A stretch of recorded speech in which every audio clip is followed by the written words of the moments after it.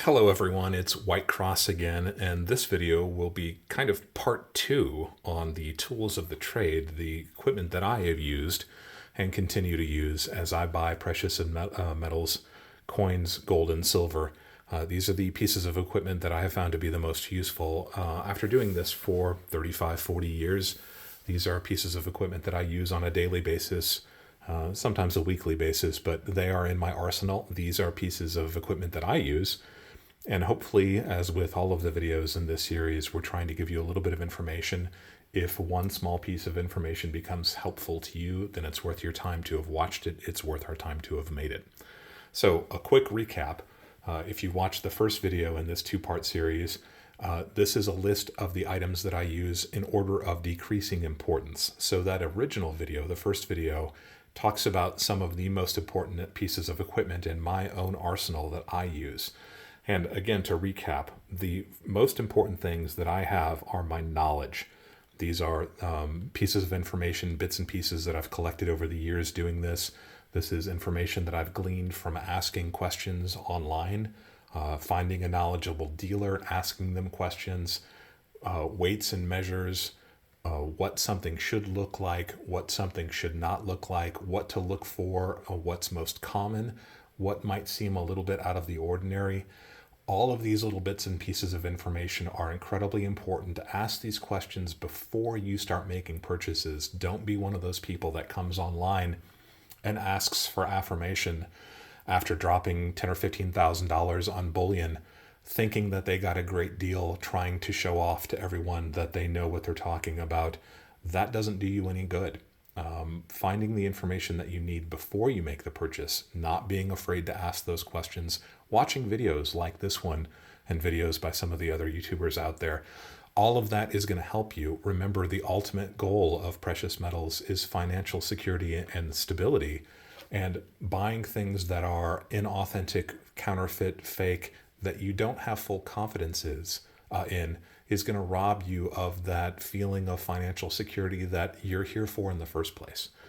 So knowledge is the number one thing that I use, followed by a red book. And again, that's just an annually produced book about United States coins that gives you the mintages, but more importantly, it gives you the dimensions, the purities, the circumference or the diameter in millimeters, the weight, those kinds of things. Inexpensive, less than $20, you can have a reference that you'll continue to use for many, many years. The prices change over time, but the contents of the coins doesn't change. It stays the same. So pick up a red book, even if you have to buy a used red book. It's a great, inexpensive tool for your arsenal. That's number two. Number three, just a good quality but inexpensive loupe. This is something that will help you look at fine details. It takes a little while to get used to it. These run $15 or $20 online. And then if you've got the ability and you want to, a nice set of magnets, an inexpensive way to test things to make sure that they are not what they might seem like they're supposed to be. So that's the first video. Go back and watch it if you haven't. I think it's a pretty good video introduction to the equipment that I use. Remember, those items mentioned in the first video, the most important things in my own arsenal, and I want them to be the most important things in your arsenal too. This video will talk about some of the more flashy, exciting pieces of equipment that people seem to run to, but they're really not as necessary as you might think. The first group of items are things that you should use with you as you go shopping for precious metals, gold and silver. This series, this video will lay out some of the items that I use kind of after the purchase. But remember, if you've already made the purchase, you are already committed to whatever it is that you bought. So it's not that it's too late, but it's kind of too late. Use the information in the first video first. And then we're going to talk about some of the things that I use on a regular basis when it comes to buying and selling precious metals. This is something I've been doing online since the 1990s, and this is something that I continue to do to this day. So my first item that I'm going to be looking at on this video is an inexpensive digital pocket scale. This is by DigiWeigh, and you can find these right now on Amazon. They run $10, $15, maybe $20, depends on who is selling it. The nice thing about the DigiWeigh is that it comes with measurements it will tell you what something weighs in grams, ounces, troy ounces, penny weight, carat, grain, and tail. Now, the things that most of us are going to be most interested in the West at least, are grams. That is the metric system where 1,000 grams make up a kilo. Those are commonly encountered measurements, most often when it comes to gold, but you'll also find silver measurements in grams and kilograms with larger bars especially. This is an example of a kilogram bar. So this scale measures grams, ounces, troy ounces, penny weight, carat, grain, and tail.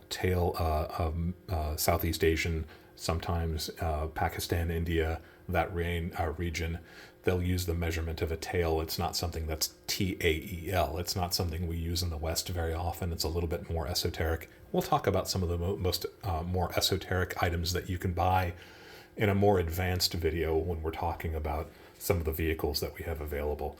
But for our purposes, we're looking at a scale that measures in grams and troy ounces. If it doesn't have grams and troy ounces, it's ultimately not going to do you much good. You can use it, but you're going to have to make those calculations in your mind or on paper or on your phone to try to transfer one from the other. So really simply, we've got this set now for troy ounces, and these are American Silver Eagles.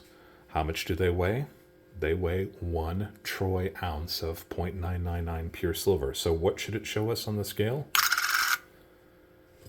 1.02. That's okay. If something is off in hundredths of a troy ounce, you're talking about fractions of a gram. And that could also be that I've got this on this Navajo prayer rug. You want it on a nice firm surface, and it will tell you if something is exactly 1 troy ounce. This is a counterfeit round. This is a fake. And if you've been doing this as long as I have, you can tell by the look, and you can even tell by the heft, that this doesn't feel quite right. Might look right, especially to somebody who's new at this, but it doesn't feel quite right. How much should it weigh? Well, it says it's 1 troy ounce of silver. Let's try it out. 0.59. That is significantly less than it's supposed to be. Guess what? This is a counterfeit. A real one should weigh pretty close to an ounce. 1.01. This 0.59. So it's barely half the weight it's supposed to be. There's a reason for that. There's a reason why coins come in a specific dimension, a specific size, a specific style. There is a reason why there's reading around the outside of the coin. There's a reason why the date sometimes goes all the way off to the edge. There's a little bit of a rim there. All of these things are important when it comes to counterfeit detection. This is clearly a fake. So a scale that weighs in troy ounces is nice. In this case, remember that a troy ounce is 31.103 grams. So we're going to go ahead, we're going to move this down to the gram. So it's on G now, that's a gram. This is a kilogram of silver. What should a kilogram bar of silver weigh? It should weigh 1,000 grams. We're pretty close to it. There's 1,000.7. So we know that this old, poor, interesting silver bar that is supposed to be a kilo is exactly a kilo. That's great. So we know that this is what it's supposed to be. We might not know the dimensions of this piece, but at least we know for certainty that it is the kilo that it is supposed to be. Shall we test it with magnets real fast? Non-magnetic. That gives you 2 points of reference. Looking at it with your eyes, it feels right, it looks right, it weighs a kilo, it's non-magnetic. That gives you a pretty good indication that this is in fact 1 kilo of 0.999 pure silver. The limitations of a smaller scale like this one, it's inexpensive. This is a cheap thing to buy. It's $15 or $20 online. It uses 2 AAA batteries, I believe. Those will last me for the better part of a year, even using this on a daily basis. It's great, it's portable, it's easy to use, and it gives you weights and all those different measurements. But when you start talking about larger bars, If you're going to be pursuing larger bars, or if you've already pursued larger bars, let's go ahead and move this to troy ounces again. This is a 100 troy ounce Engelhard silver bar. So how many ounces should it weigh on this scale? It should weigh 100, right? It's too big. This scale cannot read weights that big. So that's a limitation for this scale. It has an upper limit. In this case, it's 1,000 grams or a kilo, right at that kilo mark that we were talking about with the smaller bar. Anything larger than that is going to blank out the scale. It's not going to be able to handle it. Are you going to need that? Do you buy 100-ounce bars? In a later video, I'll talk about some of the pros and cons of buying larger silver bars. I don't think it's necessary for most people, so this is probably fine. This digital $19 pocket scale, one of the most important pieces of electronic equipment that you can buy. It will save you a lot of grief. And when you go to sell, this is an important topic that I don't talk about very often in the videos. You want to know with a strong degree of confidence that the products that you're offering to your buyers weigh what they are supposed to weigh. If you put this kilo bar on a scale, let's say it's supposed to be a kilo, so it's supposed to be 1,000 grams, right? If you put this on the scale and it weighs 96.4 grams, you're not going to be as enthusiastic to sell this piece, and your buyer is not going to be as enthusiastic to buy it. But if you can put it on a scale that you both agree is accurate and it comes out at 1,000 grams, or in this case, this measurement on this padded surface just over, your degree of confidence is going to be up. Your buyer is going to be more enthusiastic. You're going to get a premium for this piece instead of selling it at possibly a discount or having a buyer walk away from you. So it's important to have an accurate scale. But if you're dealing with items that are bigger, you're going to want a scale that can handle larger amounts. The smaller scale, a good idea for beginners. If you really want to get deeper into this, you want to find a scale that can handle larger measurements. And that is what this is. This is commonly called a kitchen scale. It's not necessarily made for kitchens. It also has a variety of weights that it gives you: grains, taels, pounds, carats, ounces, troy ounces, and kilograms. This is a useful scale. But look at that. It's supposed to be a kilogram, and it's 1 kilogram and 1/1000th of a gram. So this is a very useful piece of equipment. And this, unlike our scale, our earlier scale, when we were blanked out because we went too big, we're going to set this to troy ounces. Remember our 100-ounce bar? Let's go ahead and see what it weighs. Look at that.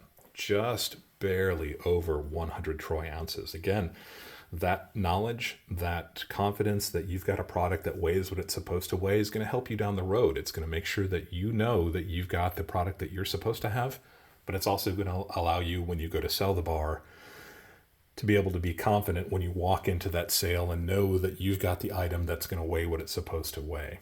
The downfall to a larger scale is it's not quite as portable. It's still pretty lightweight. You can carry this with you. It's not the kind of thing you can really stuff in your pocket. And it also costs a little bit more. Whereas the pocket scale, $15 to $20 online. The larger scale like this one is closer to $30 if you can find it. That's a great bargain. Buy the pocket scale first. The chance of you needing to have 100-ounce bars weighed is pretty small, especially if you decide to follow my advice and not pursue those larger bars until you're really, really, really going to be involved in buying and selling. It's a small amount of money to pay to buy the pocket scale. You're going to use it. I use mine all the time, even though I do have the larger scale. I use the larger scale once in a while. I use the pocket scale all the time. So my advice: get a pocket scale. Don't worry so much about the larger scale unless you really think you're going to be buying and selling larger units. The high end on that one, incidentally, is 5 kilos, which I believe is about 160 troy ounces. So that larger scale is going to handle just about any beast that you put on it. It's not going to handle a 1,000-ounce bar. I've never owned a 1,000-ounce bar. I'm not a big fan of them. The chance of you using that to measure 1,000-ounce bars regularly is pretty small anyway. So buy a scale, get a pocket scale, get one that measures in troy ounces and grams. And a gram, if you're not used to that technology or that terminology, just so you understand what a gram is about a paperweight. So that's what we see used in precious metals often. Look at that. 1 gram right about one big paperweight. So you have an idea, a kilo, 1,000 grams weighs about as much as 1,000 of these larger size paperweights. It's nice to know that's what precious metals are weighed in most of the time when we're talking about metric. If it's not going to be smaller than a troy ounce, it's probably going to be measured in grams. The last things that I'm going to talk about here, digital calipers. You don't have to have digital. You can have just any kind of caliper that you want, and they measure the diameter or circumference of an item, diameter of an item in millimeters and also inches. So when you're using your red book, it will tell you how big something is supposed to be in millimeters in its diameter. You can use a caliper and it will tell you accurately if your coin is that size, the correct size in terms of millimeters. You can be off a little bit. Modern coins tend to be pretty exact. If you're talking about a coin that's seen some circulation, especially older gold coins, they may be off by a little bit. And by a little bit, I'm talking about a millimeter or less, and even a millimeter would make me a little bit uncomfortable. So counterfeit pieces tend to be either way too big or way too small. They don't weigh enough and their diameters are inaccurate. And that's one of the tools that you can use to help you as you get further into buying precious metals. The last thing I'm going to talk about here is the Sigma, and I'll talk about the Sigma probably in another video, give you a better idea. This is probably the last thing that I would buy as a precious metals buyer and seller. It's exciting. I know everybody wants to have an electronic technology that will tell them whether or not their item is authentic. It's a very expensive piece of equipment, and if you have boned up on those first 4 or 5 items that I mentioned earlier, that is your knowledge, get a red book, get a loop, maybe some magnets, get an inexpensive pocket scale, you're talking about maybe $50 in expenses. A Sigma will cost you close to $1,000, and it's probably not really necessary unless you're buying and selling a lot of precious metals. Get your knowledge base up first, and then maybe think about getting one of these. Sigma comes in 3 different variations. This is the standard unit, and I'm a believer in Sigma. I've been using this Sigma for 5 years or more already. They also make a smaller professional version and an even smaller mini professional version. Those will run $1,500 to $2,000. They have the ability to look a little bit deeper into what it is that you're measuring. But a Sigma is not what people who aren't familiar with it might think that it is. On the surface, you might think that it's the equivalent of an XRF, that is X-ray fluorescence machine. Those are one of those fancy guns that you can point at a pallet of metals and it will tell you with a strong degree of accuracy what's in it. Even an XRF doesn't go that deep, but a Sigma doesn't go that deep either, and a Sigma won't tell you what you have. Instead, a Sigma will tell you with some degree of confidence if what you think you have is what you have. And it's a fine distinction to make, but it's an important distinction. If you've never used a Sigma before, you might be inclined to think that it's going to tell you that piece is made out of pure silver, that piece is made out of 90% silver, this one is 999 gold. That's not the way a Sigma works. A Sigma, and I'll turn it on and try it with a few different things here. First off, you have to calibrate it, so we're going to go ahead and calibrate it, and then we're going to go down to silver. And this is 99.99 pure silver. The fun thing about a Sigma is that it has a setting for 99.99% silver and 99.9% silver. So we know that silver equals supposed to be 1 ounce of pure silver. And a Sigma tells you, I guess I got to calibrate it, will tell you with a degree of accuracy if this is. So I'm telling the Sigma that I think this is a 99.9% pure item. I'm already telling it that that's what I think it is. Now we're going to see if it agrees with us. And you see those 2 brackets and the black cursor between the 2? It tells us that it's essentially in the middle of that bracket. It's a strong degree of confidence that this is a 99.9% pure item. If it was way off to the side of the brackets, its confidence would be less.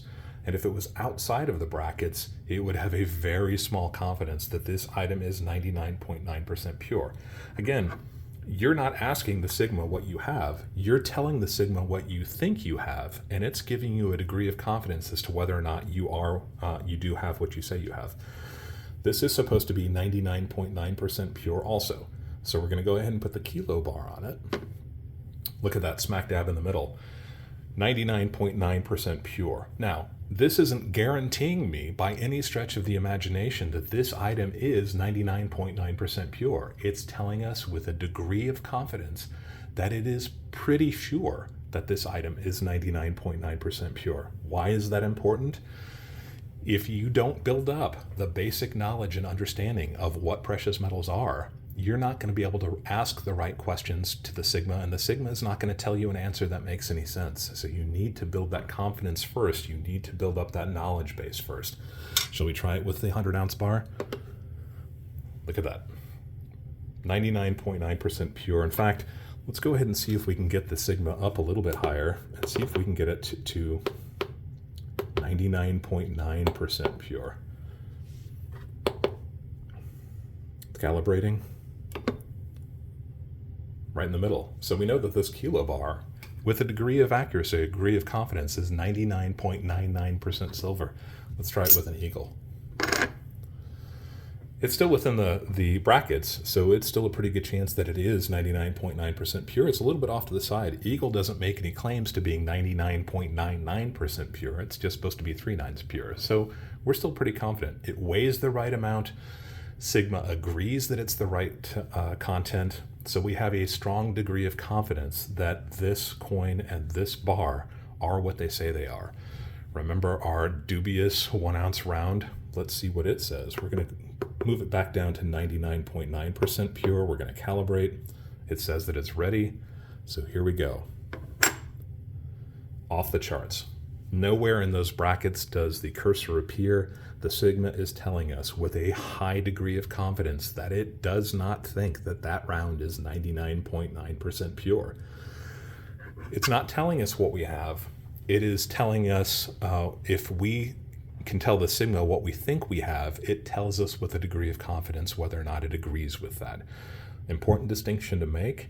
It's an expensive piece of equipment. I have found it to be incredibly useful, but as a beginning buyer and seller of metals, as even an intermediate buyer and seller of metals, I don't necessarily recommend a sigma right off the go. It's an expensive piece of equipment, and if you're using it after you've already bought something, you've already made that commitment, it's a struggle to get your money back, if you even can. So build up those first things before you start thinking about something as expensive as $1,000 sigma. The last thing I'll mention really briefly, because I said that I would talk about some things that I don't use on a regular basis, and I know a lot of new people, especially younger people who are buying things online, might be interested in a ping tester. This is a relatively new development. The nice thing about silver is that it makes a pretty distinct sound when you're dropping it. That was a silver eagle. This is our fake round. The difference in sound is not really, really strong, and that's my problem, the problem that I have with ping testers. I think that they are difficult to read. You can definitely tell a ping on a silver eagle, and what it does is it isolates the coin so that you can hear the tone. You can hear a nice high-pitched ring that goes on for quite a while. And you can actually use apps on your phone that will tell you, again, with a degree of confidence, whether or not they think that that ping is silver or if it's fake. We know that these are real, and you can definitely hear that high-pitched ping, but we also know that this coin is fake. Well, it's a really nice tone. It goes on for a long time. I can't tell with a degree of confidence that the fake coin makes a sound that is significantly different than the real coin. And now imagine trying to use a ping tester in a crowded environment like a coin shop when you're feeling pressured, or at a gun show or a coin show where there are lots of people around, at a flea market. Are you going to be able to tell the difference, that distinct tone yourself? I have found that for me at least, I don't think that I have a strong degree in confidence with ping testers. Maybe I'm not using them right. Maybe I need some experience with them. But for me at least, it's not something that I would use on a regular basis. It might give you a little bit of an indication that something is authentic, but my fear is that it's going to give you that false positive. It's going to tell you that something that sounds good really is when you know that it's not, or when you don't know that it's not. And to me, it's not worth it for that. It's inexpensive, but it's not something I would use on a regular basis. So the most important things as a recap: your knowledge, build up that knowledge, ask those questions before you make a purchase. Get a red book. It's inexpensive. It's a reference you can use for years. Get a nice quality but inexpensive loop. Remember, I'm a big fan of these kinds of loops, and they run $15 or $20 on Amazon. Take one with you. Get 2 of them. Take one in your car, leave one on your desk. You'll always have it with you. It doesn't use batteries. It's easy to use once you get used to it. A nice set of inexpensive magnets if you think you want to jump for them. They don't always tell you if something is real, but at least you'll know that something isn't obviously a fake. And then, as we talked about in this video, an inexpensive digital pocket scale. It's a $20 purchase, and it's probably going to pay you back many times over. Get one that has ounces, troy ounces, and one that has grams. All the other weights you probably won't use, but it needs to have at least grams and troy ounces. If you're doing this on a regular basis and you're buying the larger pieces, you can go for the larger scale. It's not something I use very often. It's nice to know for my larger bars that they are what I think they are. But for most people, if you're only buying 1 ounce, 5 ounce, 10 ounce, kilo bars of anything, you're not going to need the larger scale anyway. An inexpensive set of digital calipers will tell you if you've got the right dimensions for the piece that you're looking at. And then finally, once you really get involved in this and you really think you need one, a Sigma is a fine piece of equipment. But for most people, that $1,000 is better off going into your precious metals. If you've already built up your knowledge and the other items that I've mentioned in the series, you don't really need a Sigma. If you're going to be buying and selling a lot of things that are questionable, especially if you're talking about jewelry and 90% silver and 925 silver, a Sigma does come in handy, but it's probably not critical when you first start getting involved, and maybe even for several years after that. It's not something that I would recommend. So that's a recap on the items that I have used in the last 10, 15, 20, 30 years as I've been buying and selling silver. Hopefully this has answered some of your questions. If it gives you just a little bit more knowledge to build up that knowledge muscle and make you more confident when you're going out and buying purchases, that's the idea of these videos. If you'd like to leave any suggestions or thoughts or comments on this video or the earlier video, by all means, please do so below. Remember to like and subscribe. It's going to help us get an idea of what we should be doing. If you'd like to see a video made on any particular topic, please go ahead and leave that comment too. We'll respond to it as quickly as we can. And as always, thank you for allowing me to be a part of your journey as you go deeper into buying precious metals. Thanks.